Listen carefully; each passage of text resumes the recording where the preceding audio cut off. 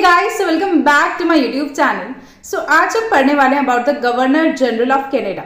Basically आज हम powers देखने वाले गवर्नर जनरल ऑफ कनाडा की कि उनके पास क्या क्या पावर्स है, तो उनको हम डिटेल में डिस्कस करने वाले हैं। इससे प्रीवियस पार्ट में हमने उनका इंट्रोडक्शन एंड बहुत सारी चीज़ें ऑलरेडी कवर कर ली थी, उनका अपॉइंटमेंट एंड ऑल। एंड आज हम उनकी पावर्स कवर करने वाले हैं कि उनके पास कौन कौन सी पावर्स है, क्या क्या एग्जीक्यूटिव पावर्स है, क्या क्या लेजिस्लेटिव पावर्स है। तो वो सब चीज़ें आज हम कवर करेंगे in this video. So without wasting any more time, let's get into that. So as I told you कि आज हम पावर्स देखने वाले गवर्नर जनरल ऑफ कनाडा की, तो सबसे फर्स्ट पावर्स आती है दैट आर एग्जीक्यूटिव पावर्स।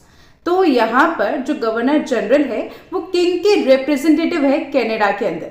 हमने बैकग्राउंड स्टोरी भी देखी थी पार्ट 1 में। अगर आपने वो पार्ट 1 नहीं देखा एंड आपको नहीं आइडिया है कि क्या बैकग्राउंड स्टोरी थी, तो प्लीज़ एक बार जाइए एंड वो पार्ट 1 जरूर चेक कीजिए। उसकी लिंक मैंने डिस्क्रिप्शन बॉक्स में दे रखी, या फिर आप मेरे चैनल की प्लेलिस्ट में जाके आप आराम से देख सकते हैं। आपको कंपैरेटिव गवर्नमेंट एंड पॉलिटिक्स वाली प्लेलिस्ट में आपको वो जो वीडियो है वो मिल जाएगी। ठीक है, मतलब हमने देखा था कि जो मोनार्क है या जो किंग है वो कहाँ रहते हैं, वो यूके में रहते हैं, बट उनके जो रिप्रेजेंटेटिव है that is the governor general. ठीक है, एंड वो कहाँ पे हैं, वो कनाडा में। तो इसलिए हमने क्या बोला कि गवर्नर जनरल जो है किंग के रिप्रेजेंटेटिव है इन कनाडा। ठीक है, एंड उनके पास बहुत सारी एग्जीक्यूटिव पावर्स है, बट रियलिटी में वो केवल प्राइम मिनिस्टर की एडवाइस पे या कैबिनेट की एडवाइस पे वर्क करते हैं। कहने का मतलब जैसे कि हम बोलते हैं, जैसे हमारे इंडिया के प्रेसिडेंट की अगर मैं बात करूं, तो हमारे जो इंडिया के प्रेसिडेंट है उनके पास nominal powers but real powers prime minister के पास है।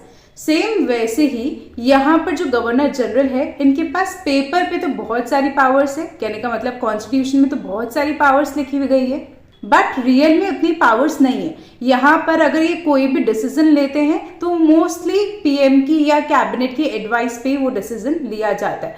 तो वो चीज़ हम यहाँ पर बात कर रहे हैं।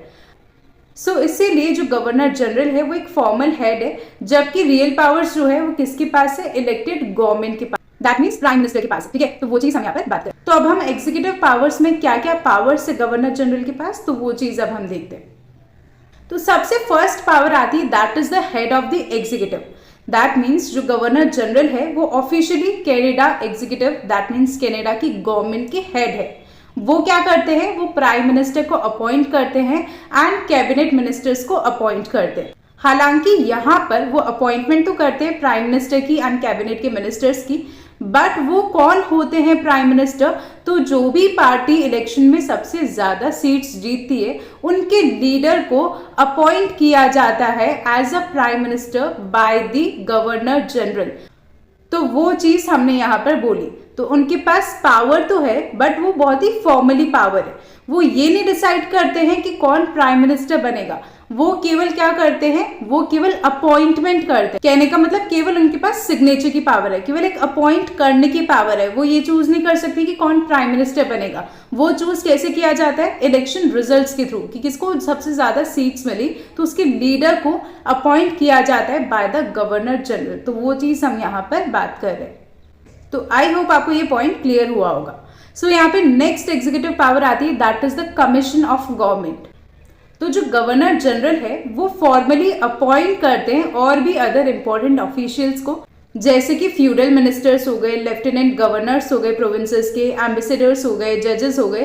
तो इन सबको अपॉइंट भी कौन करते हैं, गवर्नर जनरल अपॉइंट करते हैं। बट यहाँ पर भी किसकी एडवाइस पे अपॉइंट किया जाता है, तो प्राइम मिनिस्टर की एडवाइस पे अपॉइंट किया जाता है। मतलब उनके पास फॉर्मली पावर्स है, बट एक्चुअल पावर किसके पास है, प्राइम मिनिस्टर के पास है। तो अगर हम इसको एक एग्जाम्पल के थ्रू समझे, तो प्राइम मिनिस्टर ने जैसे कि एक जज को रेकमेंड करा कि आपको क्या करना है, इन जज को अपॉइंट करना है, तो यहाँ पर गवर्नर जनरल क्या करेंगे, केवल अपॉइंटमेंट लेटर को साइन करेंगे। रेकमेंड किसने किया था, प्राइम मिनिस्टर ने किया कि इनको एज अ जज की पोजीशन पे आपको अपॉइंट करना है। तो वो चीज हम यहाँ पर बात कर रहे हैं।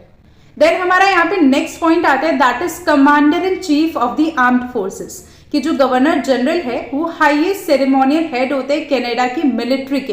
दैट मीन्स वो ट्रुप्स को विजिट कर सकते हैं, मेडल्स ऑनर्स दे सकते हैं, मिलिट्री की जितनी भी सेरेमनीज है वो सब वो क्या कर सकते हैं, अटेंड कर सकते हैं।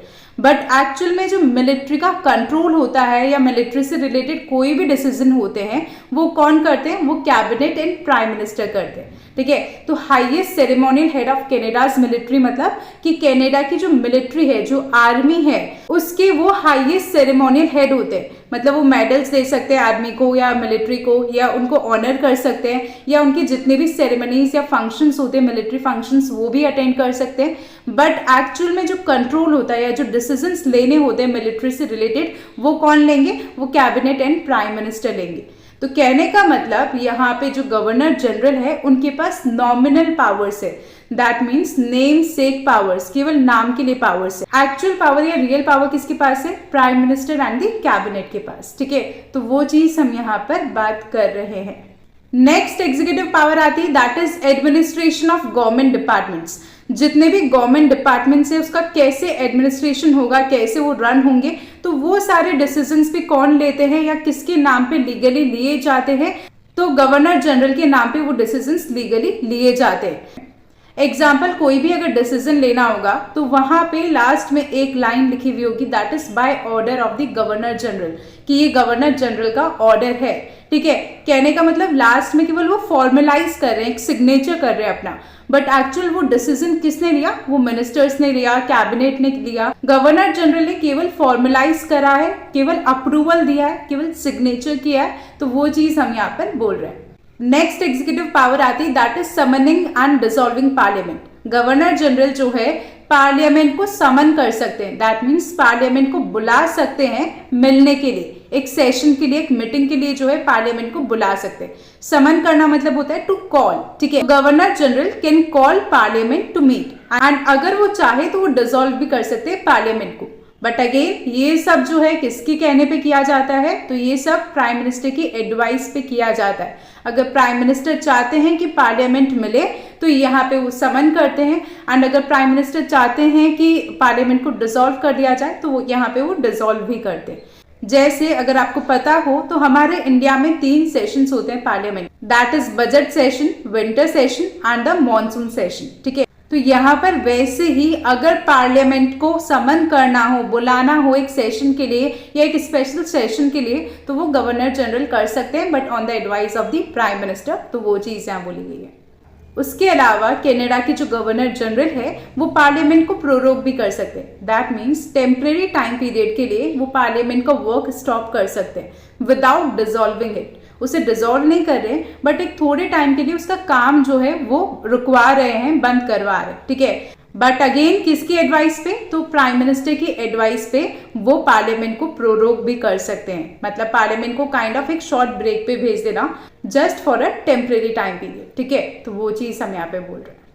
नेक्स्ट एग्जीक्यूटिव पावर आती है, that is the link between Canada and the monarch, कि जो गवर्नर जनरल होते हैं वो एक कनेक्टिंग ब्रिज की तरह काम करते हैं कनाडा और किंग के बीच में। जैसे कि मैंने आपको बताया था कि जो किंग है वो यूके में रहते हैं, तो ये क्या करते हैं गवर्नर जनरल, यहाँ की जितनी भी रिपोर्ट्स होती है कनाडा की, वो सारी रिपोर्ट्स किसको सेंड करते हैं? किंग को, कि यहाँ पे कैसा काम चल रहा है, क्या सब चीजें हो रही है, वो सारी जो रिपोर्टिंग होती है वो ये किंग को करते रहते हैं। उसके अलावा ये किंग को जो है जितनी भी नेशनल सेरेमनीज होती जहाँ पे किंग का प्रेजेंस जरूरी है, यहाँ पर ये रिप्रेजेंट करते हैं किंग को बाय अटेंडिंग दोस नेशनल सेरेमनीज और दी इवेंट्स, ठीक है। जैसे कि ये कनाडा डे अटेंड करते हैं, स्वेरिंग इन सेरेमनीज अटेंड करते हैं, जहाँ पे किंग को होना चाहिए, बट वहां पे वो प्रेजेंट रह के किंग को रिप्रेजेंट करते हैं। तो वो चीज हम यहाँ पर बात कर रहे हैं। तो ये तो हुई सारी executive powers of the governor general of Canada. अच्छा, पहले हम एक बार जुडिशियल पावर्स देख लेते हैं, बिकॉज ये थोड़ी सी कम है, इसके सब पॉइंट्स कम है। उसके बाद हम लेजिस्लेटिव पावर्स भी डिस्कस करेंगे। ऐसा नहीं है कि हम लेजिस्लेटिव पावर्स को स्किप कर रहे हैं, बट जस्ट दैट कि इसके सब पॉइंट्स कम है, तो पहले एक बार जुडिशियल पावर डिस्कस कर लेते हैं। आफ्टर दैट हम लेजिस्लेटिव पावर्स भी देखेंगे, ठीक है। तो अगर मैं बात करूं judicial powers governor general of Canada की, तो यहाँ पर सबसे फर्स्ट जुडिशियल पावर आती है, दैट इज अपॉइंटमेंट ऑफ जजेस, कि जो गवर्नर जनरल होते हैं कनाडा के, वो क्या करते हैं, सुप्रीम कोर्ट के जजेस को अपॉइंट करते हैं, और जितने भी अदर फेडरल कोर्ट्स है उनके जजेस को ये अपॉइंट करते हैं। बट फिर से जो चॉइस है वो गवर्नमेंट के द्वारा की जाती है, वो केवल साइन करते हैं, सिग्नेचर करते हैं फॉर द अपॉइंटमेंट, ठीक है। सेकेंड यहाँ पर जुडिशियल पावर आती है, that is the power of pardon, मतलब गवर्नर जनरल जो है वो पनिशमेंट्स या तो एकदम माफ कर सकते हैं या फिर उसको रिड्यूस कर सकते हैं। तो इसमें क्या सब इंक्लूड होता है कि मर्सी, कम्यूटेशन, रेमिशन, ये सब इंक्लूड होता है। मर्सी दैट मीन्स दया दिखा देना, माफ कर देना, ठीक है।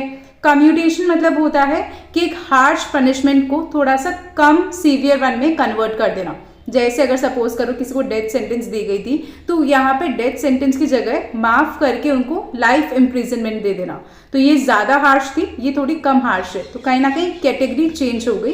ठीक है, रेमिशन का मतलब है कि टाइप वही रहेगा पनिशमेंट का, बट उसकी लेंथ शॉर्टन कर दी जाएगी। दैट मीन्स अगर सपोज करो किसी को 10 साल की जेल थी तो अब 5 साल की दी जा रही, तो है तो अभी भी जेल ही, बट पहले 10 की थी अब 5 की दी जा रही।